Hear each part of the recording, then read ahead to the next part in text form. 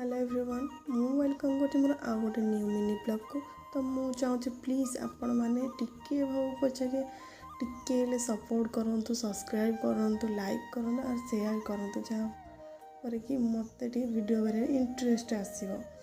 तो सका उठला बेलू माहौल पूरा ठंडा से ठंडा पागे मुझे उठापी लेट होगा खाଇବା କିଛି ବନେଇ ପାରିଲିନି ସେଥିପାଇଁ ଟିକେ ଛତୁଆ ଗୋଳିକି ଦେଇଥିଲି। ତାପରେ ବିନ୍ଦିରୁ ଷ୍ଟାର୍ଟ କରି ମୋର ରେଡ଼ି ହେବା ଶେଷ ହେଇଗଲା ଅଫିସ୍ ଯିବା ପାଇଁ। ଏବେ ମୁଁ ରେଡ଼ି ଦେନ୍ ତାପରେ କ'ଣ ଆଉ ବର୍ଷା ଦେଇ ପୁରା ଆଜି ରାଗି ଯାଇଛନ୍ତି ଏତେ ଜୋରସେ ଯେ ଆଉ ଛାଡ଼ୁନାହାନ୍ତି। ତାଙ୍କ ରାଗକୁ ମୁଁ ଖାତିର ନ କରି ବାବୁଙ୍କୁ ଧରି ଚାଲି ପଳେଇଲି କୁଆଡ଼େ ମାର୍କେଟ ବିଲ୍ଡିଂ ଟି ସପିଂ କରିବା ପାଇଁ। ରଜ ସପିଂ କରିନଥିଲି ତ ସେଥିପାଇଁ ସେତେବେଳେ ଏମିତି ଲାଗୁଥିଲା ଯେମିତିକି ମୁଁ ଛୋଟ ପିଲା। ବାବୁ ପୁରା ଧରିଥାନ୍ତି ଜାବୁଡ଼ିକି ମୋ ହାତଟାକୁ, କାରଣ ଛୋଟ ପିଲାଟେ ନା ଏତେ ଗହଳିରେ ଦେଖିପାରୁଥିବେ କାଳେ ପିଲାଟି ହଜିଯିବ। ତାପରେ ମୁଁ ଆସିକି ଘରେ ଭାତ ଆଉ ଦେଖିପାରୁଥିବେ ପଖାଳ ଭାତ ଟିକେ ଖାଇଥିଲି ରାତିରେ।